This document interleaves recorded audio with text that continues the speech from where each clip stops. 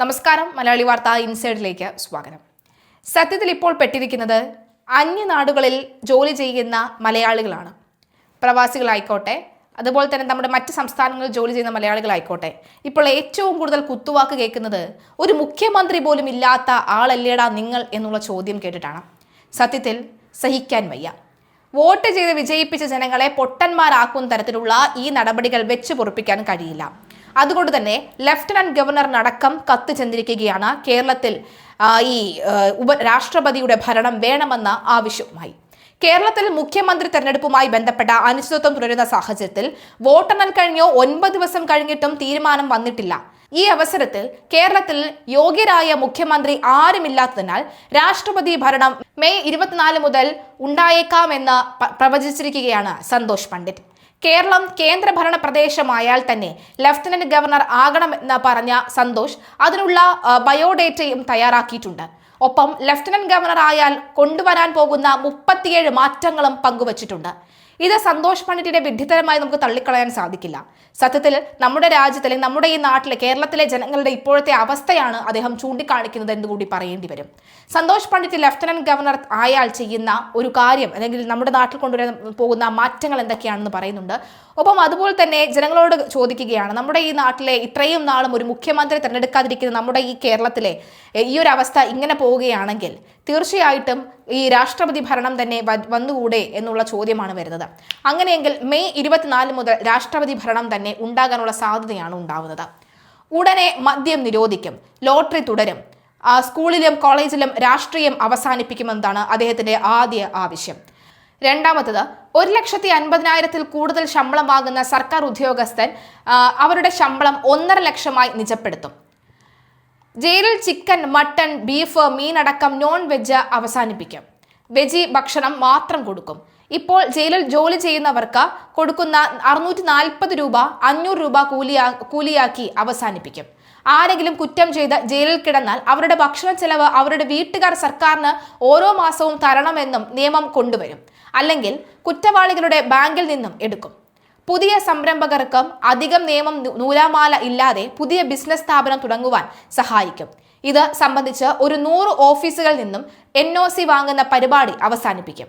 ഇതോടെ Keralam business friendly ആകും. അങ്ങനെ കേരളത്തിന് ഒരു ഇമേജ് വന്നാൽ പരമാവധി വിദേശ രാജ്യങ്ങളിൽ പോയി സർക്കാർ ഫണ്ട് നശിപ്പിക്കാതെ തന്നെ വിദേശ നിക്ഷേപം കേരളത്തിൽ എത്തിക്കാവുന്ന ഒരു സാധ്യത ഉണ്ടാകും. മലപ്പുറം ജില്ല വിഭജിക്കും. തിരൂർ, മഞ്ചേരി എന്നീ പേരുകളിൽ പുതിയ ജില്ലകളാവും. പുതിയൊരു ജില്ലാ പഞ്ചായത്ത് വരുന്നതോടുകൂടി 300 കോടിയുടെ അധിക വികസനം അവിടെ നടക്കും. തെരുവ് നായ ശല്യം ശാശ്വതമായി തന്നെ പരിഹരിക്കാവുന്നതാണ്. അവയെ വന്ധീകരണം ചെയ്ത് പ്രത്യേക ഷെൽട്ടറിൽ മാറ്റുന്ന പ്രവർത്തനങ്ങൾ ചെയ്യും. അതോടെ കേരളത്തിൽ തെരുവ് നായ ശല്യം ഇല്ലാതെയാകും. പഞ്ചായത്ത്, മുനിസിപ്പാലിറ്റി, കോർപ്പറേഷൻ പ്രത്യേകം ഫണ്ട് ഇതിനായി കൊടുക്കും. അതുപോലെ തന്നെ ഭിക്ഷാടനം നിരോധിക്കും. ഭിക്ഷക്കാർക്ക് ഭക്ഷണം മാത്രമേ നൽകാവൂ എന്നും നിയമം കൊണ്ടുവരും. ചാരിറ്റി എന്ന് പറഞ്ഞ് ലൈവ് ഇട്ട് അവരുടെ അക്കൗണ്ട് നമ്പർ കൊടുക്കുന്നവർ അതിന് വിശ്വാസ്യത ഉറപ്പുവരുത്താനും ആ വീഡിയോ SP റാങ്കിലുള്ള പോലീസുകാരിൽ നിന്നോ സർക്കാർ മെഡിക്കൽ ഓഫീസർ വഴിയോ മാത്രം വീഡിയോ ചെയ്യേണ്ടി വരും. ഇതിന് വ്യക്തികളുടെ അക്കൗണ്ട് നമ്പർ അനുവദിക്കില്ല. SBIയുമായി ചേർന്ന് പ്രത്യേക ചാരിറ്റി സ്പെഷ്യൽ അക്കൗണ്ട് തുടങ്ങും. ഇതോടെ കിട്ടുന്നതിന്റെ 50-50 അടച്ചു മാറ്റുന്ന നന്മ മരങ്ങൾ ജോലി അവസാനിപ്പിക്കും എന്നും കരുതാം. KSRTC അടക്കം എല്ലാ വാഹനങ്ങളിലും CCTV നിർബന്ധമാക്കും.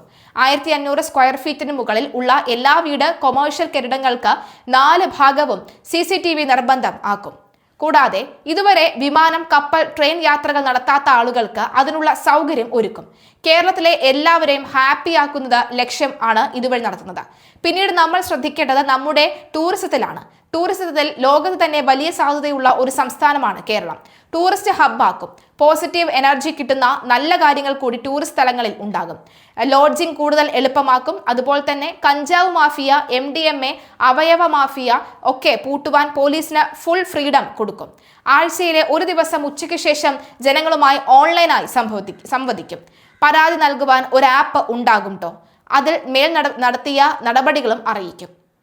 സ്കൂള് മെയ് 2-ന് തുറക്കും. എന്നിട്ട് മഴക്കാലം തുടങ്ങിയാൽ ജൂൺ, ജൂലൈ, ഓഗസ്റ്റ് മാസങ്ങളിൽ 2 തവണയായി 15 ദിവസം വീതം അവധി കൊടുക്കും.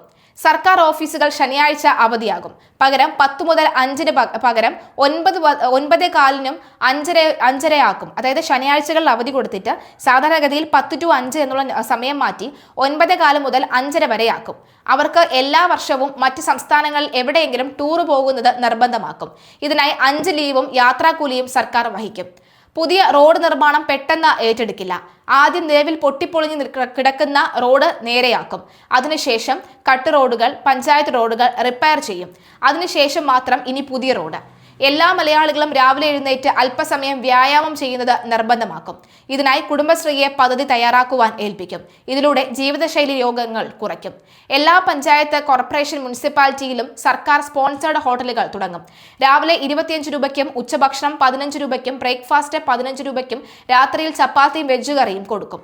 18 വയസ്സ് പൂർത്തിയായ അവിവാഹിതരായ എല്ലാ പെൺകുട്ടികൾക്കും 3000 രൂപ വെച്ച് മാസം കൊടുക്കും. പിന്നീട് ഭർത്താവ് മരണപ്പെട്ടവരെയും സീരിയസ് അസുഖം കാരണം തീർത്തും കിടപ്പിലായവരെയും പരിഗണിക്കും. KSRTC ലാഭമാകുന്നത് വരെ പുതിയ നിയമം നടപ്പിലാക്കില്ല. നിലവിലോടുന്ന മുഴുവൻ റൂട്ടുകളും പുനർപരിശോധിച്ച് കുറേ റൂട്ടുകൾ മറ്റ് റൂട്ടുകളിലേക്കും ഓട്ടിക്കും. KSRTC ടൂർ പാക്കേജ് കൂടുതൽ ബഡ്ജറ്റ് ഫ്രണ്ട്ലി ആക്കും. ശബരിമല സീസണിൽ തീർത്ഥാടകരിൽ നിന്നും വാങ്ങുന്ന അധിക പൈസ ഒഴിവാക്കി സാധാരണ ഫെയർ മാത്രം വാങ്ങും. ജോലിയെടുക്കാതെ ശമ്പളം വാങ്ങുന്ന ആരെയും അനുവദിക്കില്ല. അത്യാവശ്യം വിദ്യാഭ്യാസമുള്ളവരെ മാത്രം വിദ്യാഭ്യാസ മന്ത്രിയായി സർക്കാർ സ്കൂൾ, കോളേജ് കൂടുതൽ പ്രൊഫഷണൽ കോഴ്സുകൾ കൊണ്ടുവന്ന് നടപ്പിലാക്കും. സംസ്ഥാനം വിട്ടുപോയ, രാജ്യം വിട്ടുപോകുവാൻ താല്പര്യം കാണിക്കുന്ന കുട്ടികളുമായി സംബന്ധിച്ച് അവരുടെ പ്രശ്നം അനുഭാവപൂർവ്വം പരിഗണിക്കും.